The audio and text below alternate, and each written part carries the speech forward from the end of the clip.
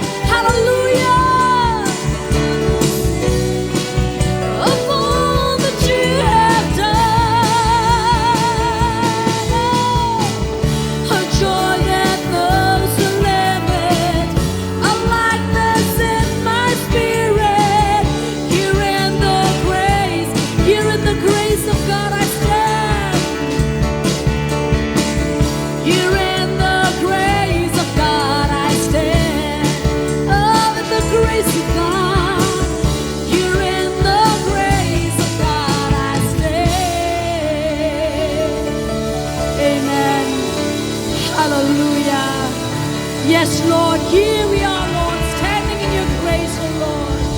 It's only by your grace, oh God. Hallelujah, hallelujah. Oh, we praise and we bless your holy name, Lord. Hallelujah, hallelujah. We've been chosen from all the people. We've been chosen to be your own. We've been chosen, set apart to be holy and give the glory to you. We've been chosen. We've been chosen, yes, from all the people. We've been chosen to be your own. We've been chosen, set apart to be holy and give the glory to you. Receive the glory, receive the honor, receive the worship and praise. Receive the glory, oh Lord, receive the honor, receive the worship and hallelujah. We've been chosen from all the people. We've been chosen to be your own. We've been chosen, set apart to be holy and give the glory to you. Hallelujah. Receive the glory.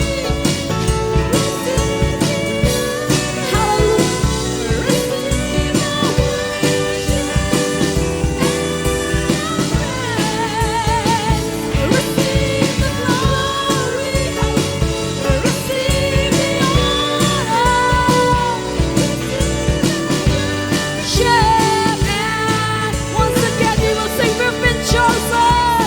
We've been chosen from all the people.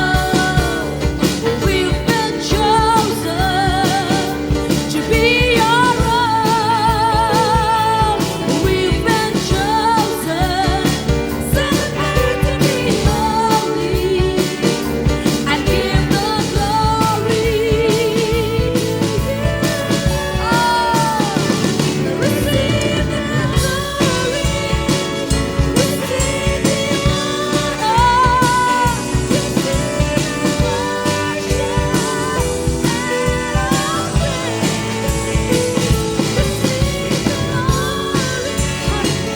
receive the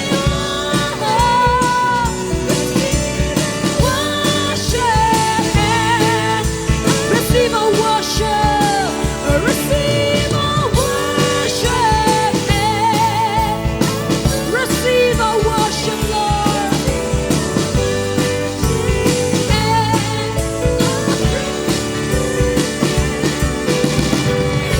Amen. Hallelujah. Oh, Father God, we thank you, Lord, for choosing us, Lord, to be your people, oh God. Lord, if you have not chosen us, if you have not chosen us, oh Lord, we will have years, we will have yet years. Our heart will be hardened, oh God. But Lord, because you've chosen us, oh Lord, that's why, oh God, we are able to accept, oh God, the good news of the gospel, oh God. We're so thankful to you, Lord. We're so thankful to you, oh God, for choosing us, oh God, to be your people, to be your very own, oh God. And here we are, Lord, as your people, as your children, oh God. We praise and we bless your holy name. We glorify you, Lord. We praise you, oh God. We praise you, Lord. We praise your holy name, oh Lord. Oh, thank you, Jesus. Thank you, Lord. Thank you, oh God. Thank you, Lord, for choosing us, Lord. Oh, we will continue. We will live to praise your name, oh God. Hallelujah. Hallelujah. Hallelujah. I hope we are all awake. I think we're just soaking in the Spirit as Deaconess Elsadora was leading us into worship. I can really feel the presence of God. And indeed, He is so faithful. He is so unchanging to each and every one of us present here. And it's such a joy that we can be here together as believers to worship Him and to be attentive to what He has to speak to us this morning. So before I will begin, I would like to thank our dear apostle, Pastor Mayred, Pastor Danny, Pastor Theo, and even the entire leadership for deeming me fit to stand here and to share the Word of God. To be honest, I feel so unworthy to be here, but I believe that God has something for us this morning. I am just here a vessel for God to speak to each and every one of us. So before I begin, I would like to tell you a story. There was a young boy who was very close to his father, and he really looked up to his father right from when he was young, right from his, when he was still, a baby, 1 year, 2 years. He used to look up to his father. And one day, when the boy had turned 10 years old, he told his father, "Dad, when I grow up, I want to be just like you." As parents, some of us here who are parents, to hear our children say that they want to be like us, at that moment, it'll bring so much joy and so much happiness in our hearts to hear that our children want to be like us. At that moment, that father also smiled. He was filled with happiness until he realized that his own example wasn't what he wanted his son to imitate. So from that moment onwards, that father, that moment when his son told him that I want to be like you, I want to imitate you, that was the turning point of his life. And he decided that if his son was going to follow him, he should start following Jesus more closely. He should imitate the image of Jesus so that his son will also imitate the same thing. So my dear friends, our lives, it influences more people than we realize. In our everyday walk, be it we are at home or in our workplaces or in our colleges or in our schools, we influence people more. And today, God is reminding us through His Word that our calling is to live a life that others can safely follow, a life that reflects Christ. Amen? So let's all bow down our heads and pray. Dear Heavenly Father, we come before you this morning, Lord. We just want to say thank you, Lord, for this beautiful time that we could be here in your presence. Thank you, Lord, for bringing us together once again so that we can hear your word, Lord. The word that gives us life, your word that gives us direction, and your word that gives us correction, Lord. Today, Lord, we humble our hearts before you, and we ask you that you speak to each and every one of us clearly and personally, Lord. Help us, Lord, not just to be hearers of your word, Lord, but to become living examples of your word, Lord God. Father, we confess that many, many times, Lord, we have failed to reflect your image in our lives, Lord. To reflect you in our words, to reflect you in our actions, to reflect you in our attitudes, Lord. Forgive us, Lord, this morning we ask. Cleanse our hearts, Lord, and renew our minds. Holy Spirit, we invite you to move freely in this place. Convict us, change us, shape us, Lord, into the likeness of Jesus Christ. Let every word that is spoken today, Lord, bring glory to your name and transformation to our lives, Lord. Lord, help us to live a life worth following, a life that points others towards Jesus, Lord. Help us, Lord. We give you all the glory, we give you all the honor, we give you all the praise, Jesus. In the mighty name of Jesus we pray. Amen. So what I want to share with each and every one of us this morning is living a life worth following.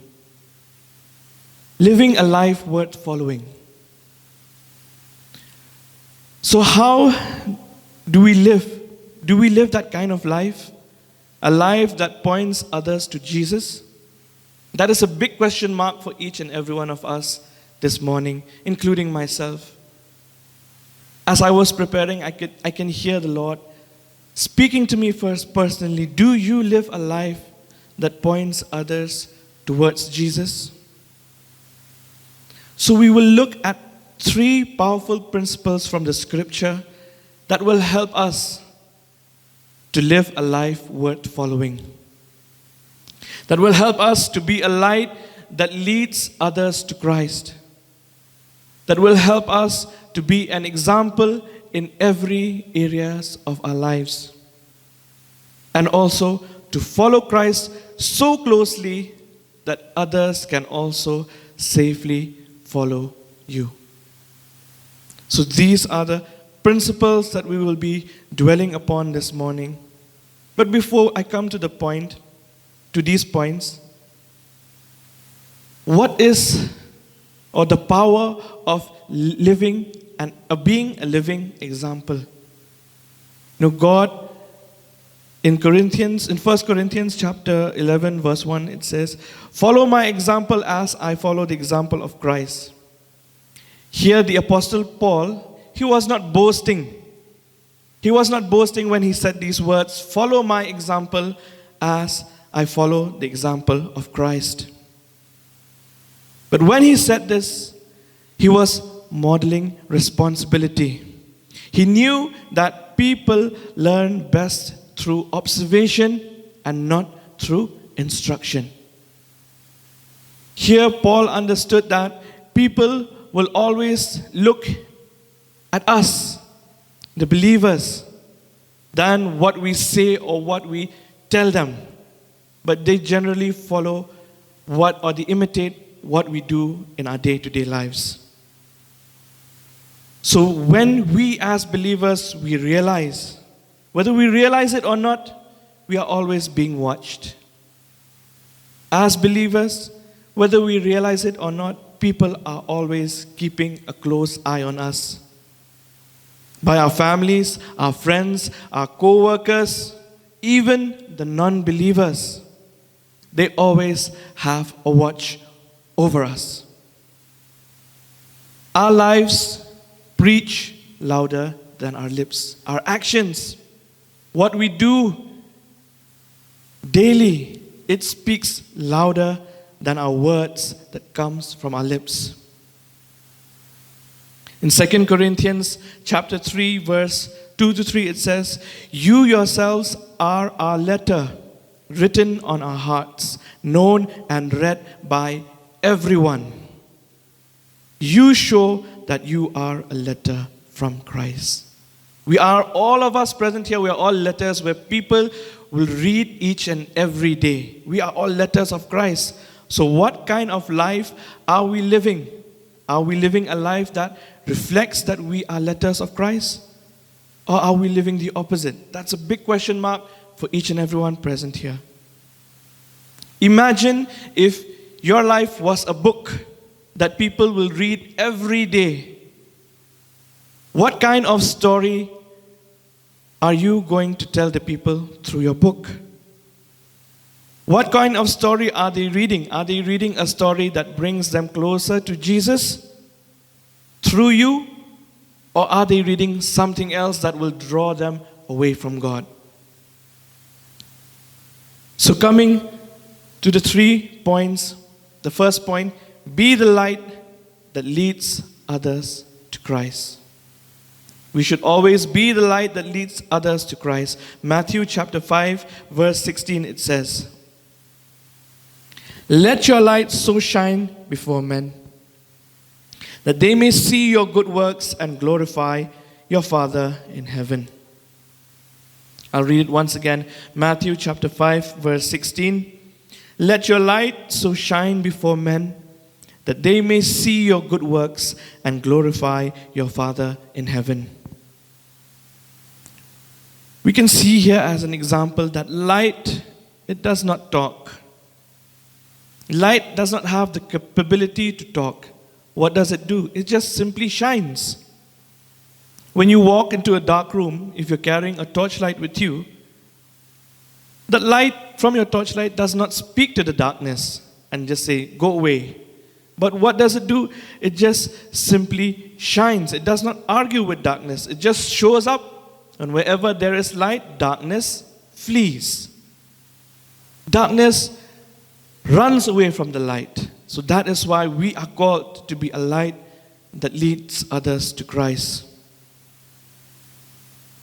We have to live in such a way that people can see the difference Christ makes in our lives.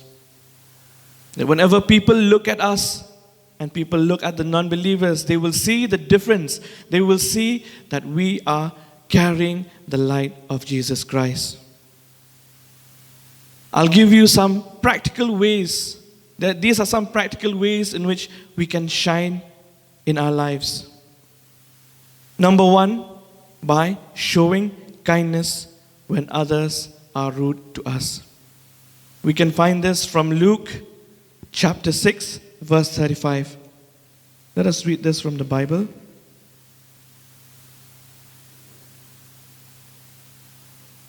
Luke chapter 6, verse 35.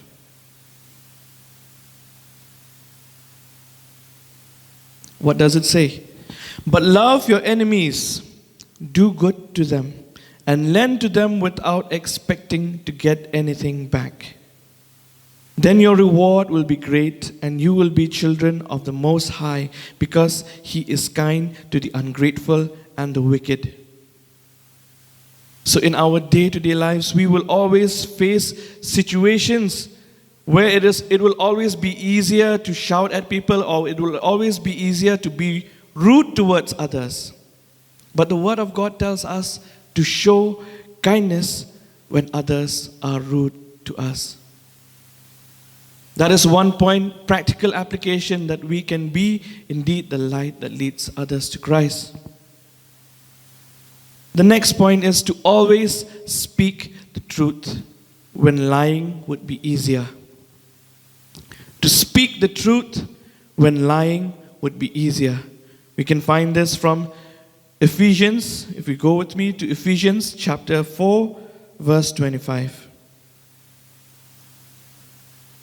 If you have your Bibles with you, you can go to Ephesians chapter 4, verse 25.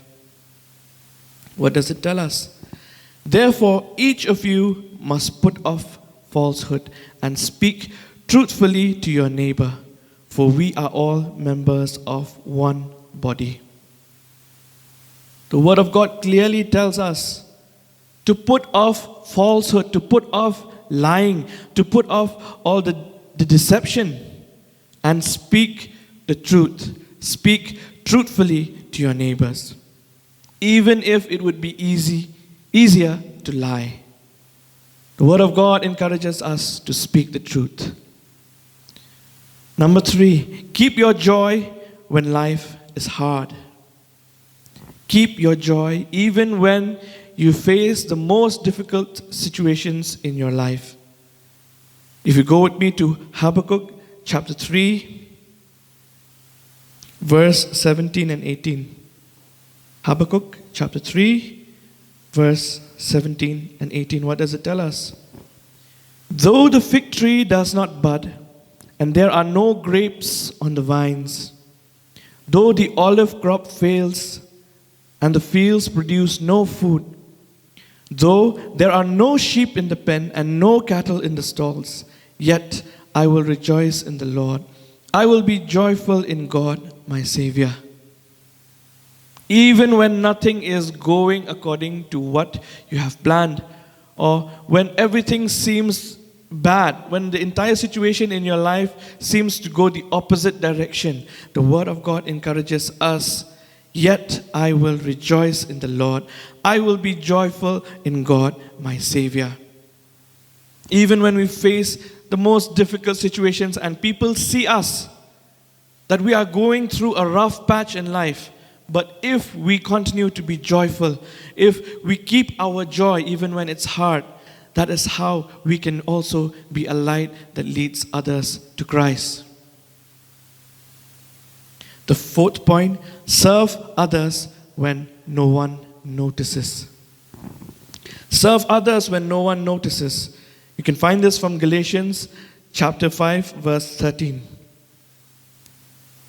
Galatians chapter 5, verse 13. What does it say?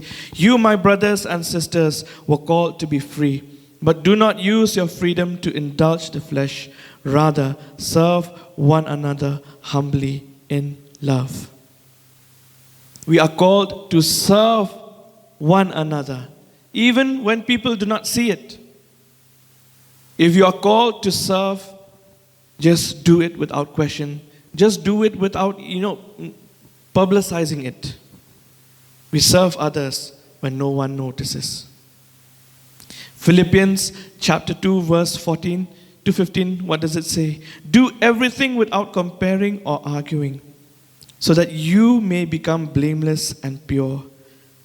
Then you will shine among them like stars in the sky. So these are the 4 practical ways that we can use in our day-to-day lives that will help us be a light that will lead others to Christ. To show kindness when others are rude to us. To speak the truth even when it's easier to lie. To keep your joy when life seems hard. And to serve others even when no one notices. People will always tend to notice or to look at us when we are under pressure, more than when you live in comfort. When you face the difficulties in life, that is when people have a hawk eye over you. They keep a watch over you. How would you react? What would your actions be? What would you speak at that particular time? When others see your patience in pain, your peace in the midst of chaos, your hope in the times of trials, they will want to know the source of your light. When others will see that you are patient even when you are in pain, when you are peaceful in the midst of chaos, and you have a hopeful heart even in the midst of trials, they will want to know what is that that keeps you going? What is the source of your light? Just like a lighthouse. I believe all of us know what a lighthouse is. But just to refresh our minds, what is a lighthouse? A lighthouse is a tower with a bright light at the top that serves as a navigational aid for ships. It warns sailors of hazards like rocks or coastlines and guides them into the harbor. So a lighthouse will always guide the ships. But here we will see that the lighthouse does not chase after the ships. The lighthouse is constant in one position. It just shines the light for ships to follow. It simply stands firm and just shines the light. So that is also our role as believers, to stand firm in our faith and shine through our example. We are called to be lighthouses, to stand firm in our faith and shine your light through your example. You do not have to be, a famous influencer or a famous influential person to do this. You just have to be faithful to God, and God will help you to be lighthouses in every areas of your lives. Amen. Let us be a light that leads others to Christ. The second truth, be an example in every area of your life. To be a living example in every area of your life. 1 Timothy chapter 4 verse 12, it tells us, set an example for the believers in speech, in conduct, in love, in faith, and in purity. The Bible clearly tells us that these are the areas of our lives that we need to be an example. Set an example for the believers in what? In your speech, in your conduct, in love, in faith, and in purity. You can see here that Paul told young Timothy not to let anyone look down on him for his age, because godliness has nothing to do with years and everything to do with your character. Godliness has nothing to do with your age or how old you are, but godliness has everything to do with your character. Be it you are a teenager or an adolescent or a young adult or an adult, or even when you are in your old age, the age does not matter. Godliness has everything to do with only your character. How you behave in your speech, in your conduct, in your love, in your faith, and in purity. If you are a Christian, you are already all leaders. All of you here present, we are all leaders because someone is always watching you. Every one of us here has that burden that everyone is always constantly watching us. It may be our children, it may be our co-workers, or it may be new believers who have just joined the church. Everyone here is a leader because someone is watching you. So we will dwell a little bit into the five areas where God wants us to be an example. The first one, be an example in speech. Speech, that means the words. We have to be very careful with the words that we speak. Your words should reflect your heart. Ephesians chapter 4 verse 29, it says, do not let any unwholesome talk come out of your mouths, but only what is helpful for building others up. The Word of God clearly tells us, do not let any unwholesome talk come out from our mouths. But we have to speak only that is helpful to build others up. So instead of cursing people, we should speak blessings over them. Instead of gossip, we speak life. Instead of fear, we speak hope. Your tongue has the ability to heal or destroy. Let me remind you again, your tongue has the ability to heal or destroy. The choice is yours. But let it glorify God. Let whatever words that is spoken from your mouth, let it always glorify God.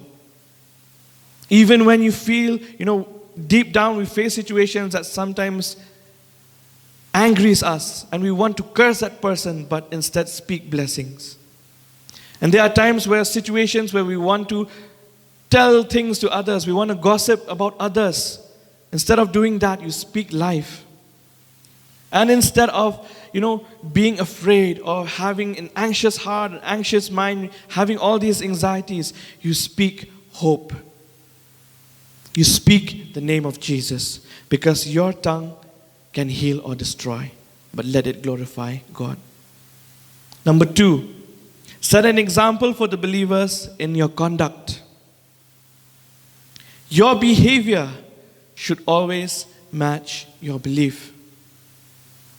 We always see people sometimes, not judging them, but yes, they come to church every Sunday, they worship God, but on a regular day, they do not, their belief and their conduct does not match. So we have to check ourselves that our behavior should always match our belief. Philippians chapter 1 verse 27, it says, "Whatever happens, conduct yourselves in a manner worthy of the gospel of Christ." Whatever happens, conduct yourselves in a manner worthy of the gospel of Christ. So be the same person that you are in church. Be the same person, be that same person even at home, at work, or even in your colleges and schools.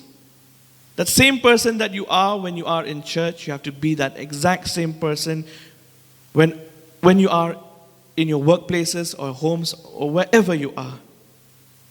We have to be consistent. If people see us at church, we're behaving in another manner, but when we're outside, we behave in another manner, we are not showing that we are consistent. If we are not consistent, then how will people look at us? How will people imitate our actions? How will people imitate that life of Christ? Because consistency, it builds credibility.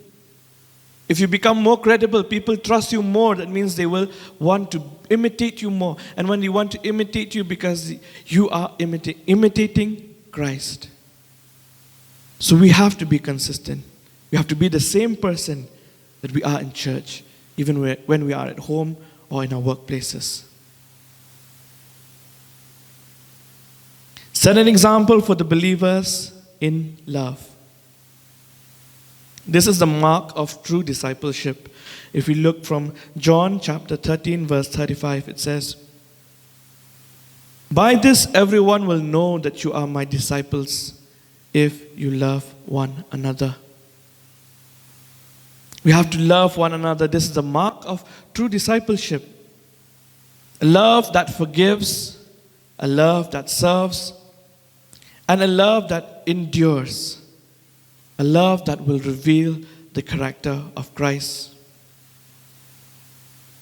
Sometimes love is not always about emotion, but it's also about action. We have to show others that we forgive them. That is love. We help others when they are in need. We serve them. That is love. And also a love that reveals the character of Christ through us. We have to set an example for the believers in faith. Standing firm even when life gets hard. In our lives, in our day-to-day lives, in our walk, we always face situations where we feel that we have hit rock bottom or we have hit a wall.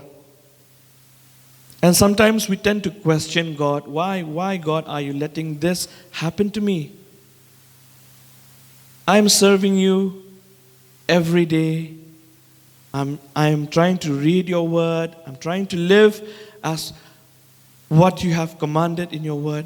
But why, Lord? Why? Why? The big why is always there in our mouths whenever we face any difficult situations in our lives.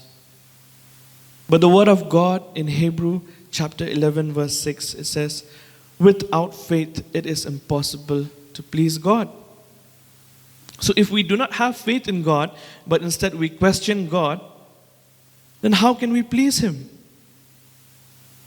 Because real faith isn't proven when things go right. When things go our way, it is easy. But real faith is proven when everything goes wrong, but you still trust Him. When everything in your life is going haywire, but you still trust God. That is real faith. Standing firm when life gets hard. We have to set an example to all the believers in purity. A clean heart in a corrupt world.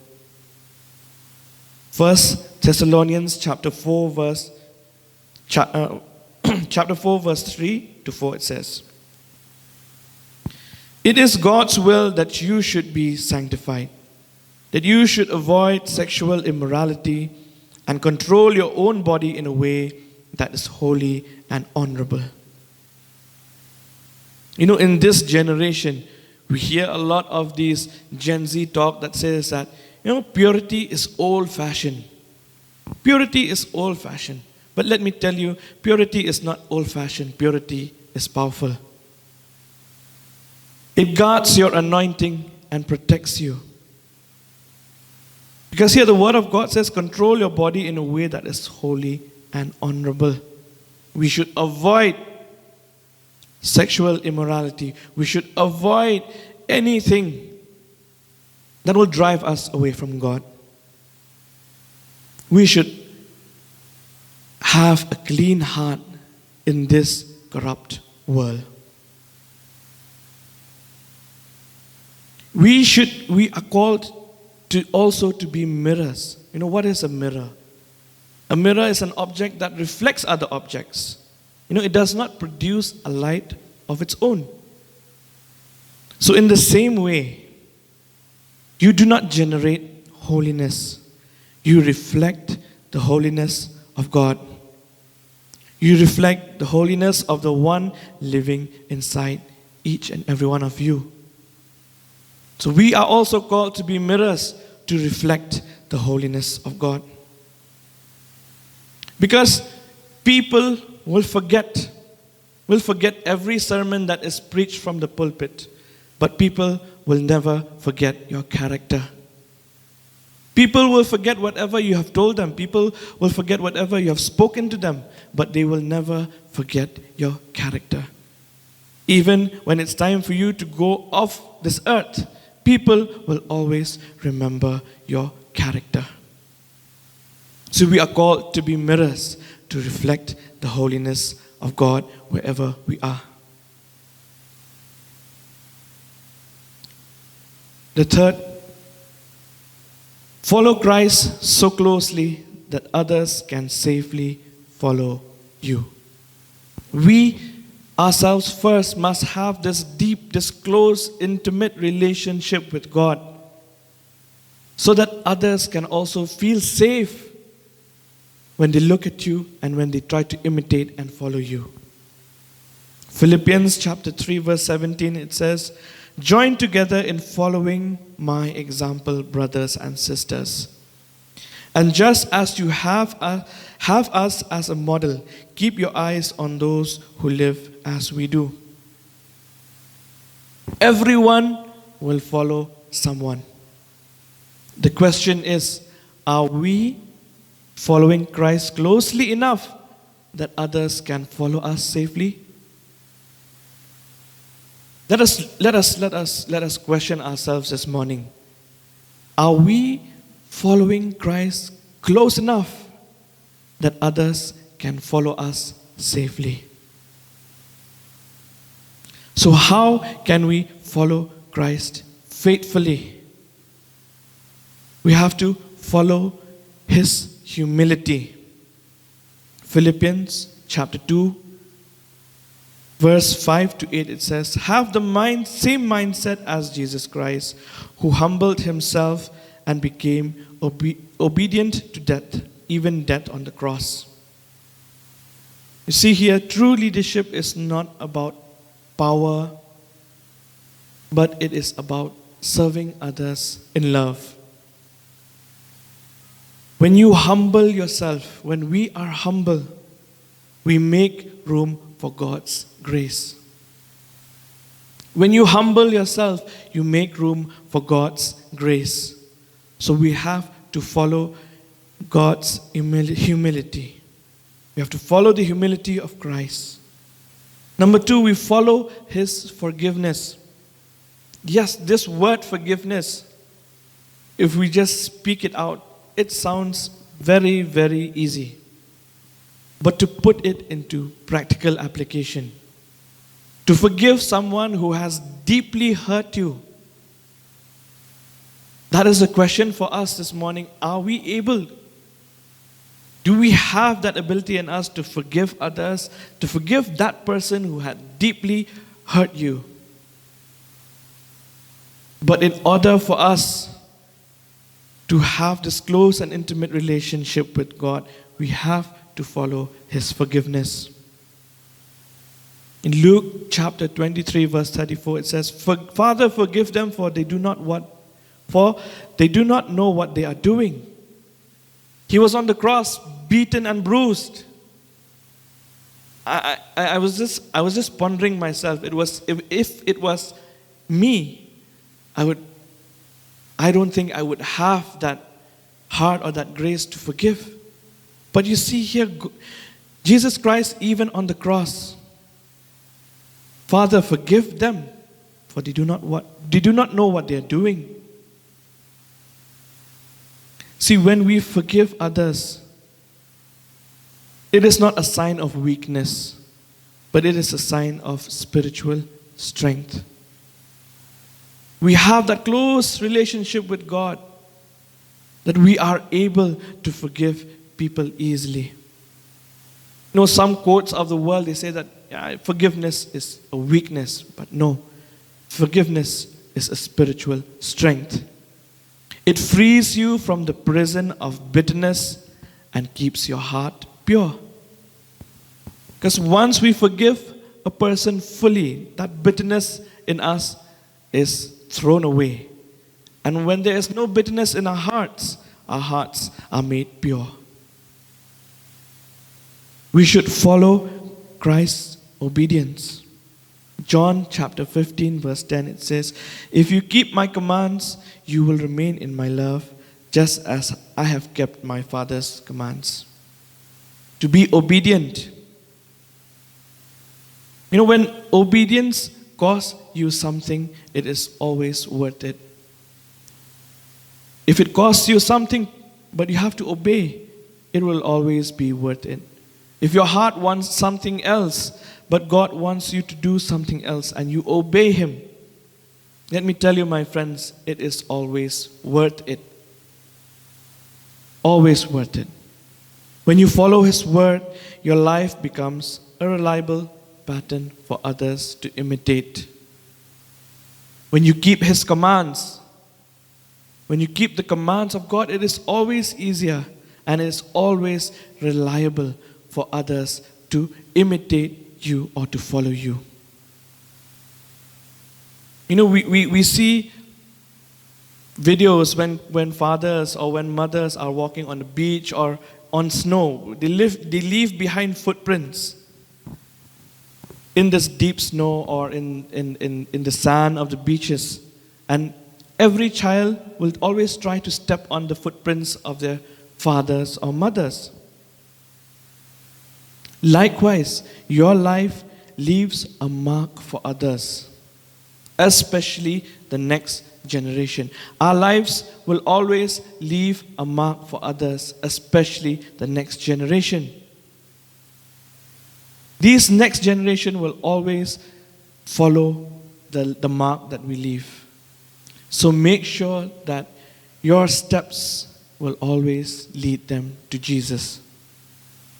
Whatever mark that you leave on earth, make sure that you leave a mark that will always lead the ones that are following you to Jesus. Because you will always lead the best when you let Christ lead you. You will lead the best when you let Christ lead you. You know, the ultimate example to following all these three truths, to follow Christ so closely that others can safely follow you, to be an example in every areas of your life, in speech, in conduct, in love, in faith, in purity, to be a light that shines others to Christ through your kindness, by speaking the truth, by keeping your joy even when it's hard, to serve others even when no one notices. The best example for all these truths is the ultimate, and the best example is always Jesus Christ. Because in John chapter 13 verse 15 it says, I have set you an example that you should do as I have done for you. I have set you an example that you should do as I have done for you. Jesus is not just our Savior, He is also our standard. The standard that we need to follow so that others can safely follow us. He did not only teach about love, humility, and obedience, but He demonstrated them through His life. He did not just talk, but He put it to action. When the disciples argued among them who would be the greatest, Jesus did not lecture them. He knelt down, took a towel, and instead washed their feet.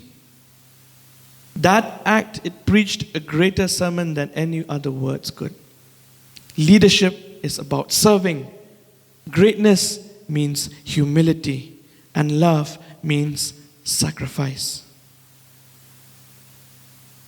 1 Peter chapter 2 verse 21 to 23, it says, "To this you were called because Christ suffered for you, leaving you an example that you should follow in His steps. He committed no sin and no deceit was found in His mouth. When they hurled their insults at Him, He did not retaliate. When He suffered, He made no threats. Instead, He entrusted Himself to Him who judges justly." So even when we are treated unfairly, even when Jesus was treated unfairly, Jesus never reacted in the flesh, but He always responded with grace. Now that is the heart that we need to have, the heart of true Christ-likeness. The heart of true Christ-likeness. To remain godly when everything around you is ungodly. To remain godly when everything around you is ungodly. To live a life worth following, you must follow the life of Jesus Christ. Amen. To live a life worth following, you must follow the life of Jesus Christ. He is the model, He is the pattern, and He is the goal. So when you fix your eyes on Him, only on Him alone and not other people, we become reflections of His character to the world. When we fix our eyes only on Him, we become reflections of His character to the world. Hebrews chapter 12 verse 2, it says, "Let us fix our eyes on Jesus, the author and the perfecter of our faith." So our lives should be a life that we live in such a way that it preaches without words. That people, when they just look at us, they can see that we reflect Jesus Christ. They can see that we reflect the character of Jesus Christ. Philippians chapter 1 verse 21. As I come to a close, it says, "For to me to live is Christ and to die is gain."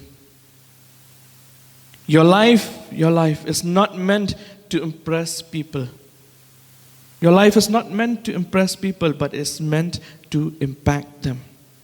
Your life is meant to impact people. God is not looking for perfect examples, but He is looking for faithful ones.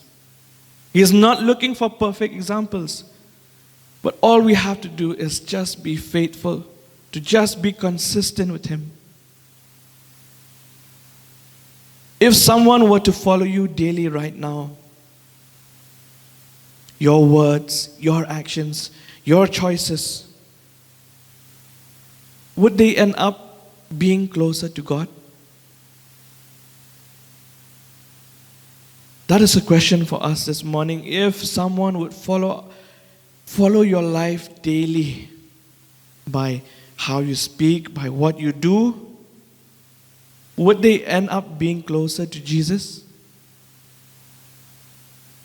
We need to remember that the greatest sermon you'll ever preach in your life is the life that you live. The greatest sermon that you will ever preach in your life is the life that you live. Are you living a life that reflects Jesus? Are you living a life that when people follow you, when people imitate you, it would bring them closer to Jesus? That is a big question for each and every one of us. And it is a challenge for all the believers that we need to live a life in such a way that we are called to be the light, that we will reflect God's character in every areas of our lives, and that we need to have this close relationship with God, that people will always feel safe to follow us. So this morning, let us all rise up from our seats. If any one of you present here, if you desire, or even those who are watching us through the online platform, if you desire to live a life that reflects Christ in your home, in your workplaces, in your relationships, we need to surrender every areas of our lives to Him today. So if any one of you present here or watching me through the online platform, if you want to live a life that reflects Christ, you have to surrender every area of your life to Him today. So if you are ready to do that, just follow this prayer after me. Lord Jesus, thank you for calling me to be a reflection of you. Forgive me for the times I have failed to live according to your example. Teach me to walk in integrity, humility, and love. Let my life be a light that leads others to you. Help me to say like Paul, follow me as I follow Christ. In Jesus' name, amen. So if you have prayed that prayer with me, we take this as a challenge that we will indeed live a life worth following, a life that people, when they look at us, they will always want to imitate us, because when they imitate us, they will live a life that reflects Jesus' character. Live a life worth following. For the glory of God, amen. I hand over this time to Pastor Theo.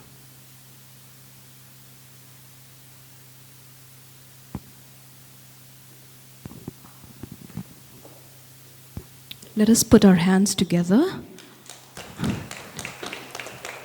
Thank you so much, Brother Joshua, for bringing God's word in our midst this morning and for reminding us of what God has called us, to be an example for others. I won't add anything more to what Brother Josh had spoken because the message is clear. But as I sat there, I remember the lyrics of this song, "The Only Bible Some People Read." I would just like to read these words, and I believe that it will bless us. It goes like this: take a look at your life, the life you are living. Don't you know someone is watching you? It may be your friend and it might be your neighbors, so be careful of the things you say and do. Your life's the only Bible that some people read. That's why we must be careful of the things that we do. So look at your life, the life you are living. You're the only Bible some people read. You may say to yourself, well, it's my life I'm living, so I'll do the things I want to do. But friend, where you go, the things you are doing, just remember, someone is watching you. So someone is watching us. So let us always have the attitude of Christ in our life.